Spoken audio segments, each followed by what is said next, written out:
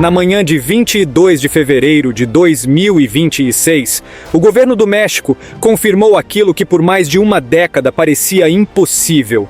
Nemésio Oseguera Cervantes, o El Mencho, líder do cartel Jalisco Nueva Generación, havia sido abatido em uma operação militar.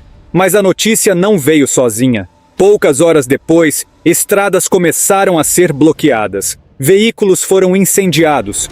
Postos de gasolina atacados, helicópteros militares sobrevoando cidades, tiros ecoando em áreas urbanas, escolas fechadas, aeroportos sob tensão. Em menos de 24 horas, 20 dos 32 estados mexicanos registraram algum tipo de incidente violento ligado à reação do cartel. E então veio outra declaração que incendiou ainda mais o debate.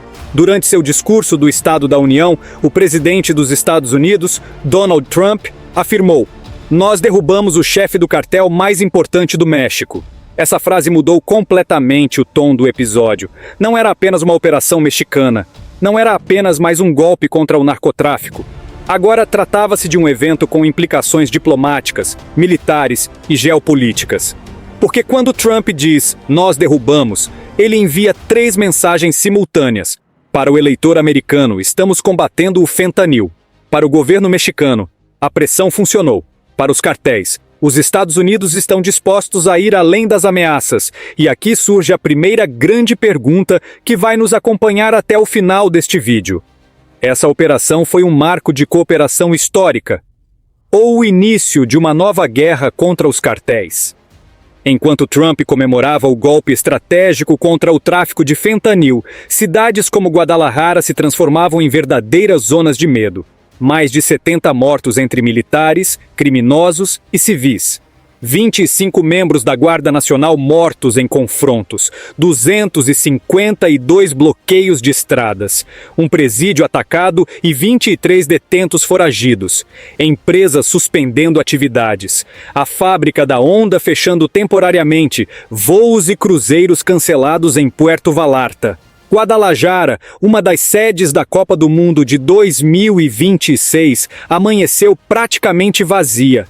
Esse não foi apenas o fim de um homem, foi um teste imediato da capacidade do Estado mexicano de manter o controle após atingir o topo da hierarquia criminal.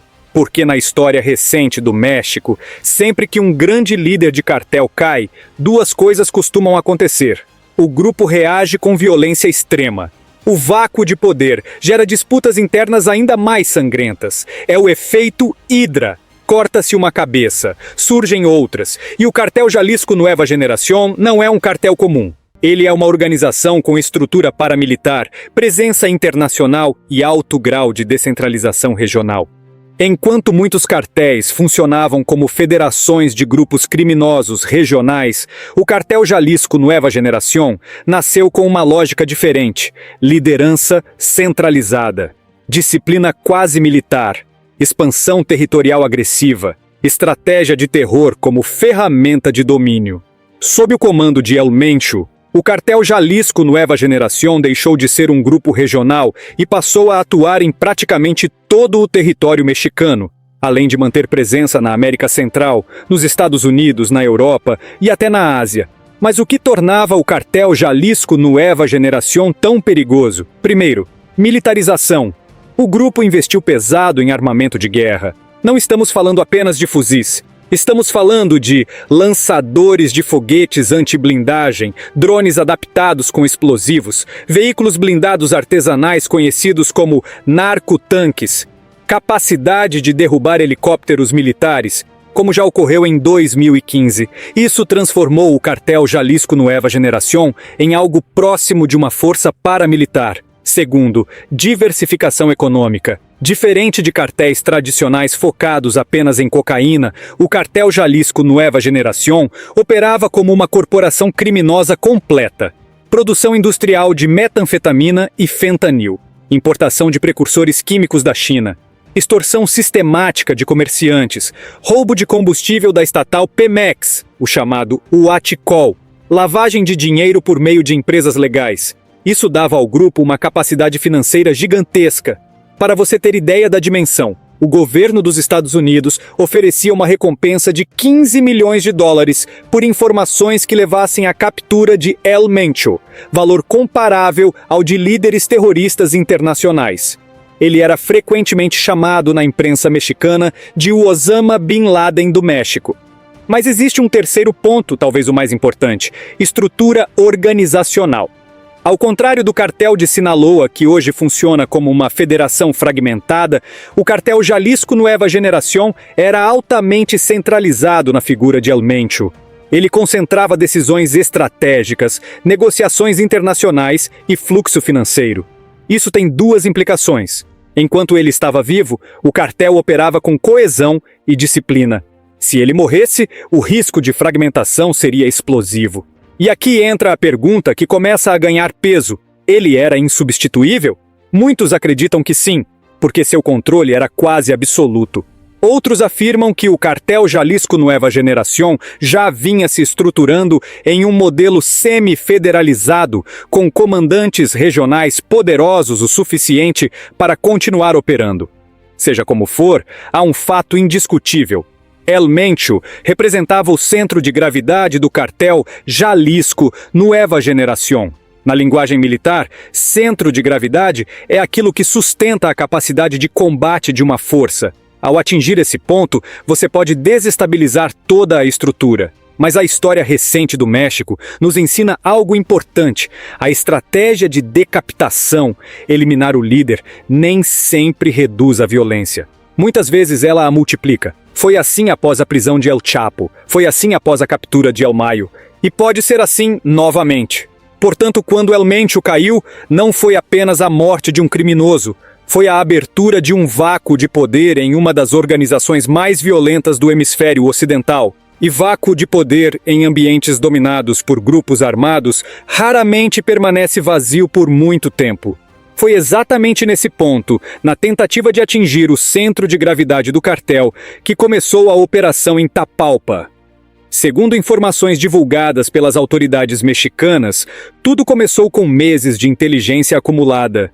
O alvo não era apenas um endereço, era um padrão de deslocamento, uma rede de contatos, um círculo íntimo.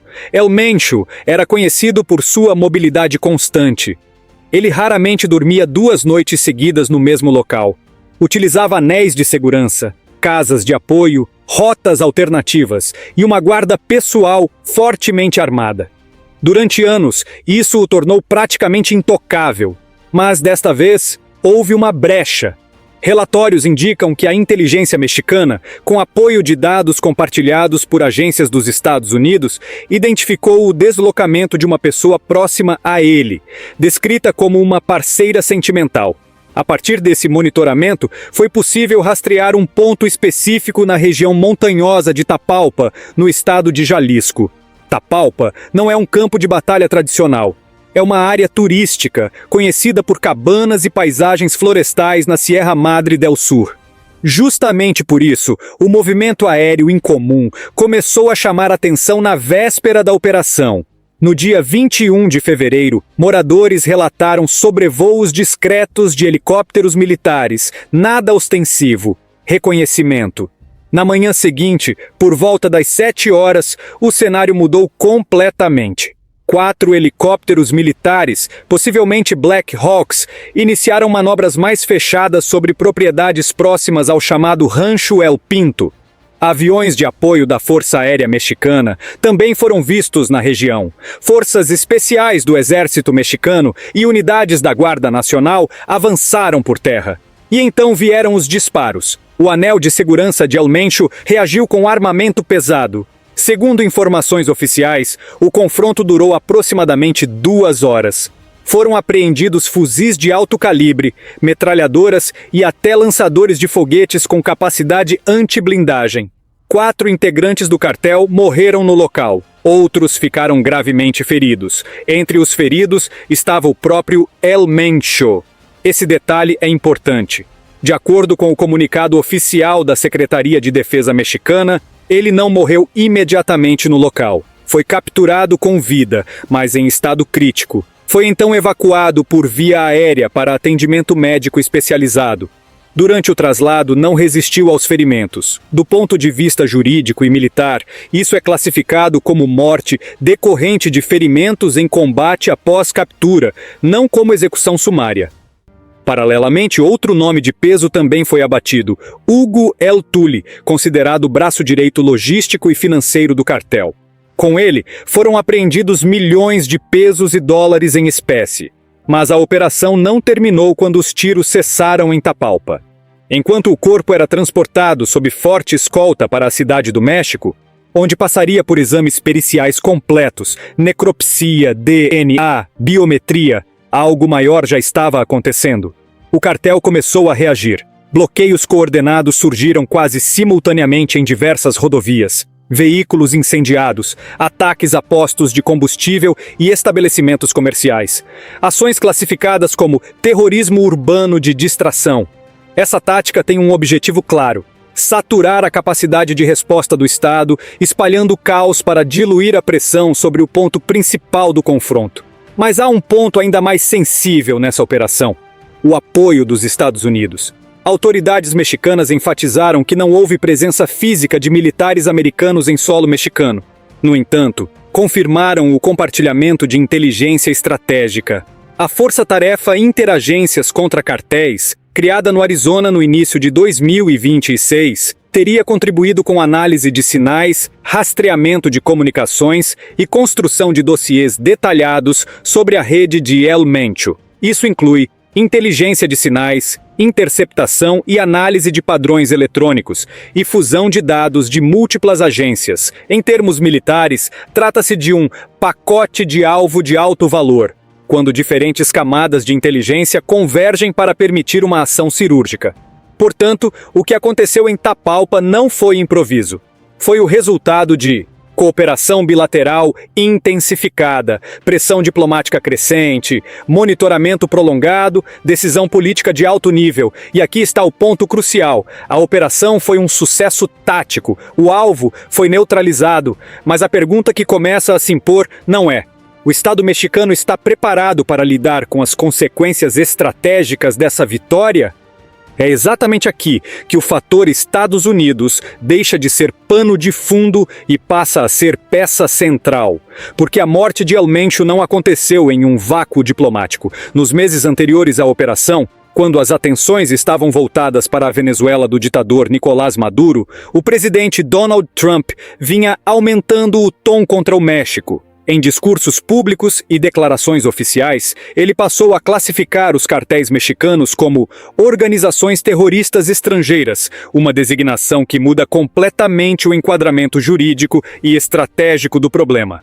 Quando um grupo é classificado como organização terrorista, os Estados Unidos passam a ter instrumentos muito mais amplos como sanções financeiras globais via OFAC, bloqueio de ativos em dólar, pressão sobre bancos internacionais, cooperação obrigatória de aliados e, em tese, justificativa legal para ações extraterritoriais. Além disso, Trump repetiu diversas vezes uma ameaça que gerou enorme desconforto na cidade do México: se o México não agir, os Estados Unidos agirão.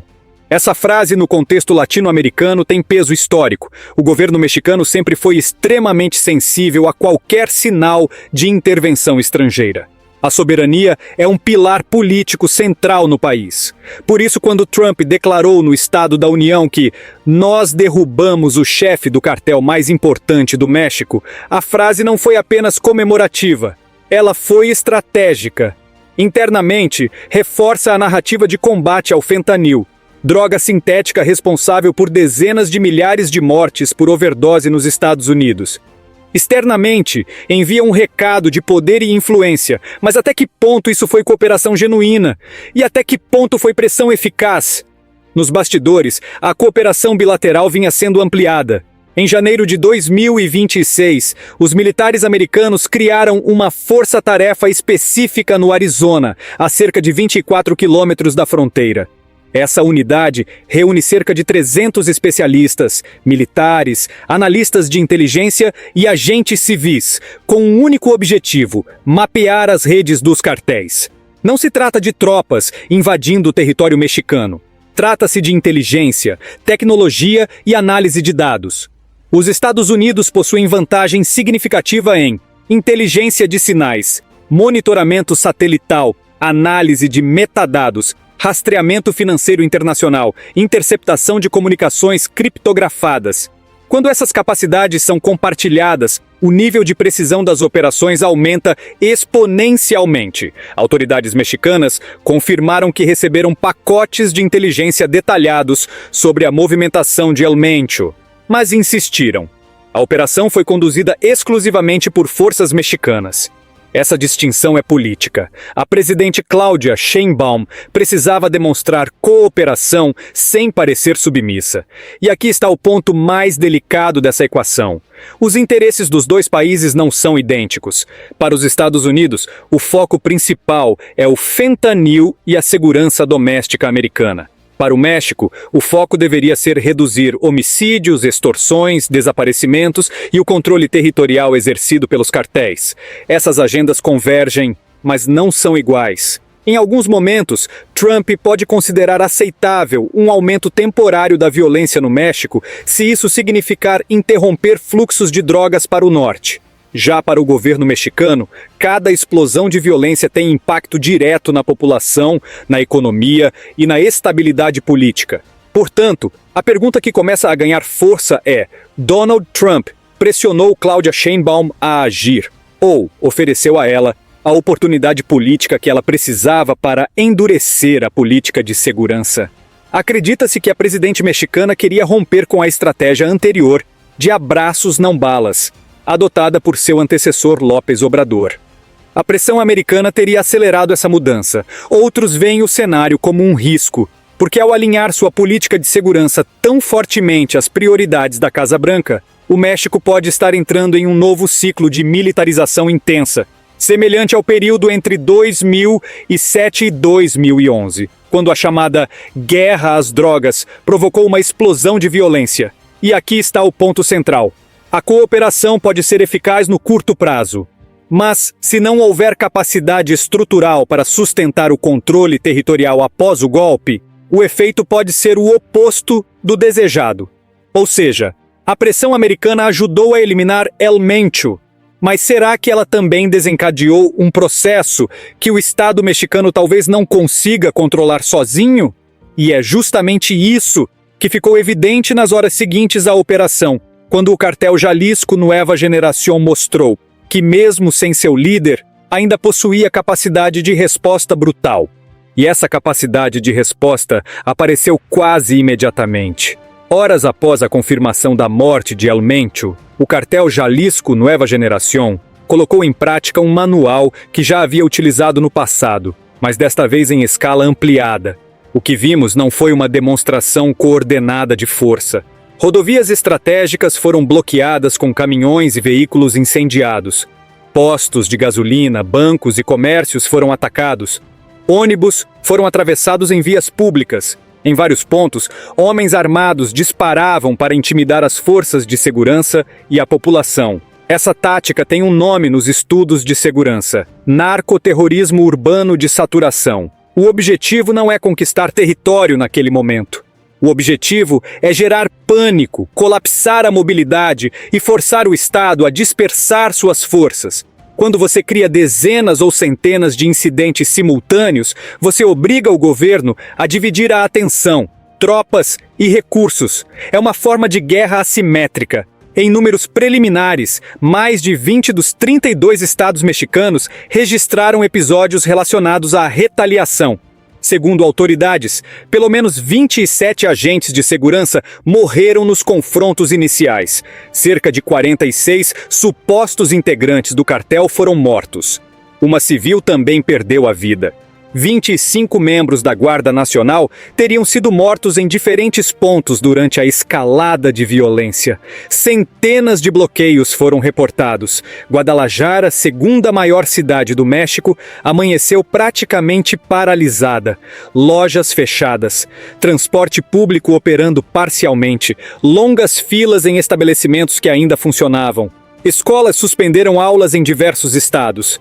Em Puerto Vallarta, um dos principais destinos turísticos do país, um presídio foi atacado por homens armados pelo lado de fora. O portão foi derrubado com um veículo. Resultado, 23 detentos fugiram. Esse episódio é emblemático. Ele mostra que o cartel não apenas reage nas estradas, ele tenta desestabilizar o sistema penitenciário, ampliar o caos e liberar ativos humanos que podem reforçar sua estrutura. Além disso, houve impactos econômicos imediatos. Companhias aéreas suspenderam voos, empresas de cruzeiros cancelaram escalas. A montadora Honda interrompeu temporariamente as operações em sua fábrica em Guadalajara. O sistema de transporte público operou com restrições. Quando o setor automotivo, responsável por cerca de 3,6% do PIB mexicano, começa a sentir o impacto, estamos falando de um problema que ultrapassa a segurança pública e entra na esfera econômica e internacional. E há um detalhe ainda mais sensível. Guadalajara é uma das sedes da Copa do Mundo de 2026. As imagens de veículos em chamas circularam mundialmente há menos de 4 meses do início da Copa do Mundo. Embora o governo mexicano e a FIFA tenham afirmado que não há risco, o dano à percepção internacional já estava feito. Mas talvez o aspecto mais preocupante da reação do cartel Jalisco Nueva Generación seja o que ela revela sobre sua estrutura. Se o cartel dependesse exclusivamente da liderança central de El Mencho, seria esperado um período de desorganização. O que ocorreu foi o oposto. A resposta foi rápida, coordenada e geograficamente ampla. Isso sugere que o cartel Jalisco Nueva Generación possui comandantes regionais com autonomia operacional suficiente para agir sem ordens diretas do topo. Em outras palavras, a morte do líder não paralisou a máquina. Ela ativou protocolos previamente preparados. Autoridades mexicanas já alertavam para esse cenário. Quando uma organização altamente armada perde seu comandante máximo, ela pode reagir como uma fera ferida, expressão utilizada pelos mexicanos. E a história do México reforça esse padrão. Após a captura de grandes líderes no passado, como El Chapo ou El Mayo, o país enfrentou ondas de violência decorrentes de disputas internas e confrontos com rivais. O risco agora é duplo. O cartel Jalisco Nueva Generación mantém coesão e continua operando sob liderança regional forte. O cartel se fragmenta, gerando múltiplas facções disputando o controle de rotas e territórios. Ambos os cenários são desafiadores para o Estado. Porque no curto prazo, o que ficou evidente é que o cartel Jalisco Nueva Generación ainda possui capacidade logística nacional, armamento pesado, recursos financeiros abundantes, rede de intimidação social. Portanto, a grande vitória tática em Tapalpa foi seguida por uma demonstração clara. O problema estrutural do narcotráfico no México não termina com a queda de um homem. E é exatamente por isso que o próximo movimento da presidente Claudia Sheinbaum se torna decisivo, porque agora ela precisa provar que o Estado consegue não apenas eliminar líderes, mas controlar as consequências. E é nesse momento que a figura de Claudia Sheinbaum entra no centro do tabuleiro, porque eliminar El Mencho foi apenas metade da equação, a outra metade é política. Sheinbaum assumiu a presidência com a promessa de manter estabilidade, preservar programas sociais e, ao mesmo tempo, lidar com uma das maiores crises estruturais do México, o poder dos cartéis. Seu antecessor, Andrés Manuel López Obrador, adotou a estratégia conhecida como abraços, não balas, uma tentativa de reduzir a violência, atacando causas sociais e evitando confrontos diretos sempre que possível. O problema é que, durante esse período, os cartéis não desapareceram. Eles se expandiram. Claudia Sheinbaum herdou um país com organizações criminosas mais armadas, mais diversificadas economicamente e mais infiltradas em estruturas locais. Ao mesmo tempo, herdou uma relação delicada com os Estados Unidos. E então surge Trump. Com o discurso duro, designação de cartéis como organizações terroristas e ameaças públicas de ação unilateral. Para Sheinbaum, o desafio passou a ser duplo: demonstrar firmeza contra o crime organizado internamente, preservar a soberania mexicana externamente. Por isso, após a operação em Tapalpa, o discurso oficial foi cuidadosamente calibrado. Ela confirmou o compartilhamento de inteligência com os Estados Unidos, mas enfatizou repetidamente: não houve participação de forças americanas no território mexicano. Essa frase não é detalhe. No México, a memória de intervenções estrangeiras é sensível. A ideia de tropas americanas operando em solo nacional é politicamente explosiva. Ao mesmo tempo, Claudia Sheinbaum precisava evitar que Trump monopolizasse o crédito político da operação. Quando Trump declarou "nós derrubamos", ele falou para seu público interno. Mas essa declaração poderia facilmente ser interpretada como uma diminuição do protagonismo mexicano. E aqui surge uma questão estratégica. Claudia Sheinbaum está usando a pressão de Trump como ferramenta para endurecer sua política de segurança. Ou está sendo empurrada para um modelo que pode sair do controle? A verdade é que a pressão americana funcionou como catalisador. Ela teria aproveitado o momento para romper definitivamente com a estratégia anterior e adotar uma postura mais ofensiva. Porque quanto mais o México alinhar sua política de segurança às prioridades de Washington, especialmente no combate ao fentanil, maior pode ser a desconexão com suas próprias prioridades internas. Lembre-se, para os Estados Unidos, o foco central é interromper o fluxo de drogas.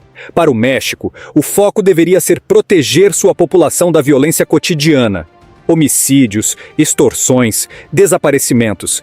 Se a ofensiva militar enfraquecer a cúpula do cartel, mas desencadear fragmentação e guerras regionais, quem arca com esse custo imediato é o México. E foi exatamente isso que começou a acontecer nas horas seguintes à operação. Enquanto Trump comemorava o golpe estratégico contra o narcotráfico, cidadãos em Guadalajara enfrentavam bloqueios, medo e escassez temporária de serviços. Esse contraste é politicamente delicado. Claudia Sheinbaum precisa provar 3 coisas ao mesmo tempo: que o Estado mexicano é forte o suficiente para eliminar alvos de alto valor, que não está cedendo soberania aos Estados Unidos, que consegue evitar que o país mergulhe em um novo ciclo de violência generalizada. É um equilíbrio extremamente complexo, porque se a violência se intensificar nas próximas semanas, opositores poderão argumentar que a estratégia de confronto reabriu as feridas da guerra às drogas, iniciada em 2007. Mas se o Estado conseguir conter a retaliação e evitar fragmentação interna do cartel Jalisco Nueva Generación, Claudia Sheinbaum poderá consolidar uma nova doutrina de segurança. No fundo, o que está em jogo não é apenas a sucessão de um líder criminoso. É a redefinição da política de segurança mexicana em um contexto de pressão externa inédita. Dentro do cartel Jalisco Nueva Generación, a morte de El Mencho abre um cenário que, do ponto de vista estratégico, pode seguir 2 caminhos principais. O primeiro é a continuidade controlada. Apesar da forte centralização na figura de El Mencho, o cartel Jalisco Nueva Generación não é uma organização amadora. Ao longo dos anos, ele estruturou comandantes regionais com alto grau de autonomia operacional.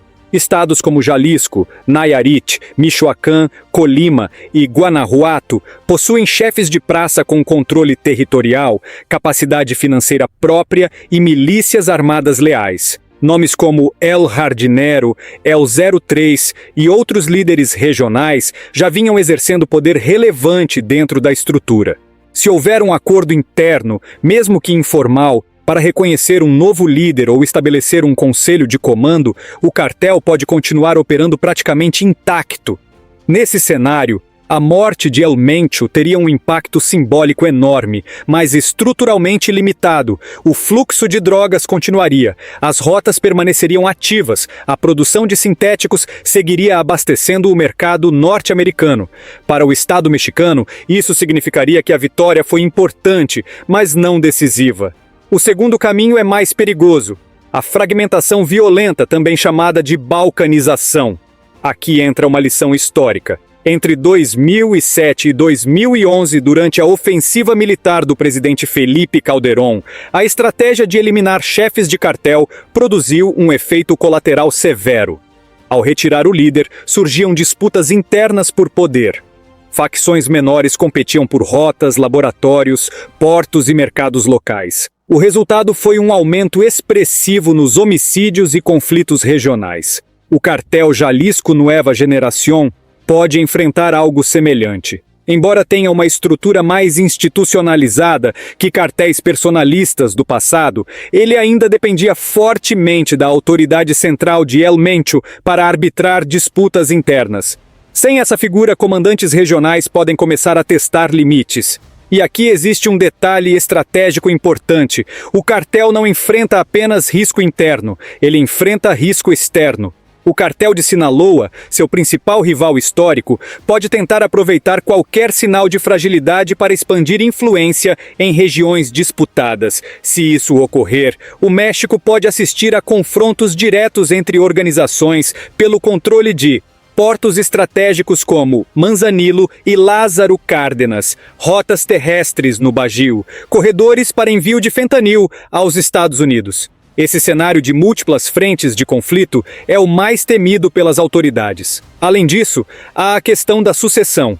Alguns possíveis herdeiros têm legitimidade simbólica, mas não necessariamente consenso interno. Outros possuem força operacional, mas perfil mais impulsivo e propenso ao confronto direto. Se um líder mais radical assumir, a tendência pode ser de intensificação do enfrentamento com o Estado para reafirmar a autoridade. Se um líder mais pragmático prevalecer, pode haver tentativa de reorganização silenciosa e redução temporária de exposição. Outro fator relevante é o modelo organizacional. Diferentemente de cartéis do passado, o cartel Jalisco Nueva Generación opera como uma rede semi-federalizada. Isso significa que, mesmo com fragmentação, as células podem continuar funcionando de forma relativamente independente. Do ponto de vista do cidadão comum, isso pouco altera o impacto. Fragmentado ou coeso, o cartel continuará exercendo controle territorial, extorsão e influência social em diversas regiões. Portanto, o verdadeiro teste não é apenas saber quem será o sucessor. O verdadeiro teste é saber se o Estado mexicano consegue impedir que a fragmentação gere guerra regional, evitar que rivais ocupem territórios, sustentar presença permanente nas áreas afetadas, porque se a história recente ensina algo, é que eliminar o líder é a parte mais visível da operação. Controlar o dia seguinte é a parte mais difícil. Esse movimento silencioso envolve algo maior do que o México. Envolve o mercado global de drogas. Enquanto os cartéis mexicanos estavam concentrados em dominar o fluxo para os Estados Unidos, organizações sul-americanas vinham se fortalecendo silenciosamente. Entre elas, o PCC, no Brasil, que tem uma diferença estrutural importante em relação ao cartel Jalisco Nueva Generación. Enquanto o cartel mexicano se organizava sob uma liderança vertical e militarizada, o PCC desenvolveu um modelo corporativo descentralizado. Sua liderança, conhecida como Sintonia, opera mesmo a partir do sistema prisional, com divisão clara de funções, gestão financeira estruturada e menor exposição pública. Além disso, a facção aprendeu, após confrontos violentos em 2006, que confrontar frontalmente o Estado traz custos altos demais.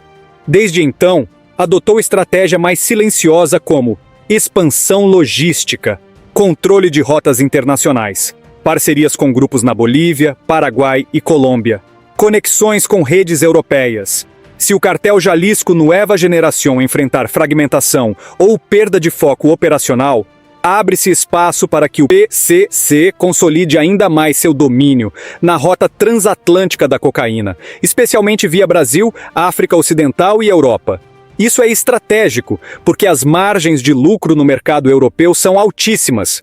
Além disso, organizações europeias como a 'Ndrangheta italiana e redes criminosas nos Países Baixos valorizam a previsibilidade logística. Se o México entrar em um período prolongado de instabilidade interna, parceiros europeus podem buscar fornecedores mais estáveis. Isso não significa que o cartel Jalisco Nueva Generación desaparecerá, mas pode significar que sua influência internacional diminua enquanto grupos sul-americanos ganham protagonismo. Outro ponto importante: o modelo de decapitação, eliminar o líder, tem mostrado eficácia limitada contra organizações altamente institucionalizadas. No passado, a morte de Pablo Escobar representou o fim de um império personalista. Hoje, o crime organizado opera como corporações transnacionais com governança interna. Se o PCC, por exemplo, consegue sobreviver ao encarceramento de seus líderes sem fragmentação significativa, isso indica que o paradigma mudou. O narcotráfico moderno não depende apenas de figuras carismáticas, depende de redes financeiras, rotas logísticas, conexões internacionais e adaptação constante. Portanto, a morte de El Mencho pode representar o fim de um modelo, o império personalista militarizado, mas pode também acelerar a ascensão de modelos corporativos mais resilientes. E isso nos leva a uma conclusão incômoda. Eliminar um líder não necessariamente enfraquece o sistema global do narcotráfico, às vezes apenas o reorganiza. E enquanto o México tenta administrar sua crise interna, o mundo observa, inclusive com preocupação, porque os reflexos dessa reconfiguração não param na fronteira. Eles atravessam oceanos. E quando olhamos para o Brasil, percebemos que essa discussão não é distante. Enquanto o México enfrenta as consequências da queda de um líder de cartel e a possível reorganização do crime transnacional, o Congresso brasileiro aprova o chamado PL Antifacção, uma legislação que, na prática, tenta antecipar exatamente o tipo de ameaça que pode crescer no vácuo deixado pelo cartel Jalisco Nueva Generación, mesmo sob críticas de parlamentares governistas. O que o Brasil está fazendo agora é mudar o enquadramento jurídico do problema. O projeto retoma o conceito de domínio social estruturado. Isso é extremamente relevante. Na prática, significa reconhecer que facções criminosas não são apenas grupos que traficam drogas. Elas exercem controle territorial, impõem regras à população, constroem barricadas, bloqueiam vias, atacam serviços públicos e desafiam diretamente o Estado. Ou seja, o Brasil passa a tratar essas organizações não apenas como associações criminosas, mas como estruturas que competem pelo poder local. Esse ponto dialoga diretamente com o que vimos no México. Quando o cartel Jalisco Nueva Generación bloqueia rodovias, incendeia veículos e paralisa cidades, ele está exercendo domínio territorial temporário. O PL Antifacção cria instrumentos para punir exatamente esse tipo de comportamento de forma mais severa. As penas podem chegar a 40 anos de prisão. Atos preparatórios passam a ser puníveis. Ou seja, o Estado pode agir antes que a ação coordenada aconteça. A prisão preventiva é facilitada quando há indícios de participação em facção com controle territorial. Além disso, há um endurecimento financeiro, ampliação do bloqueio e sequestro de bens, possibilidade de perda patrimonial antes do trânsito em julgado, intervenção judicial em empresas usadas por facções, criação de um Banco Nacional de Dados de organizações criminosas. Essa última medida é estratégica, porque o crime organizado moderno não opera apenas com armas, ele opera com informação, rede e integração. Se o PCC, por exemplo, expandir ainda mais sua atuação internacional diante de um enfraquecimento mexicano, o Brasil precisará de coordenação nacional e integração de inteligência. E aqui surge a pergunta estratégica: o PL Antifacção é apenas um endurecimento penal?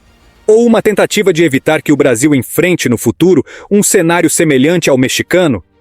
A experiência do México mostra que quando o Estado permite que organizações armadas consolidem domínio territorial por anos, o custo para retomar o controle é altíssimo. O Brasil já vive episódios de bloqueios coordenados, ataques a ônibus, queima de veículos e demonstrações públicas de força por facções. O novo marco legal tenta justamente impedir que essas ações se tornem um modelo permanente de intimidação social. Outro ponto importante é a centralização de recursos no Fundo Nacional de Segurança Pública. Isso evita pulverização de verbas e permite planejamento estratégico, algo apontado como falha histórica em vários países latino-americanos. Mas há um desafio evidente: endurecer leis não substitui capacidade operacional. Se não houver inteligência integrada, combate à corrupção, controle de fronteiras e coordenação federativa eficiente, a legislação pode se tornar apenas um instrumento punitivo posterior e não preventivo.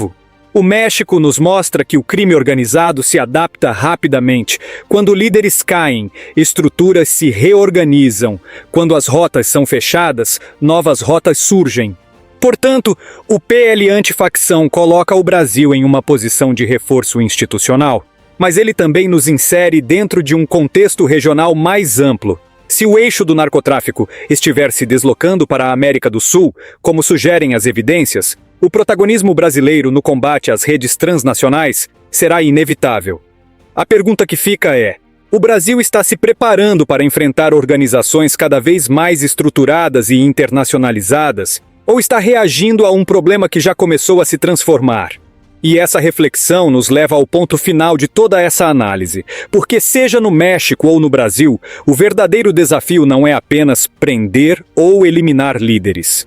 É impedir que o crime organizado se consolide como poder paralelo permanente dentro do território nacional.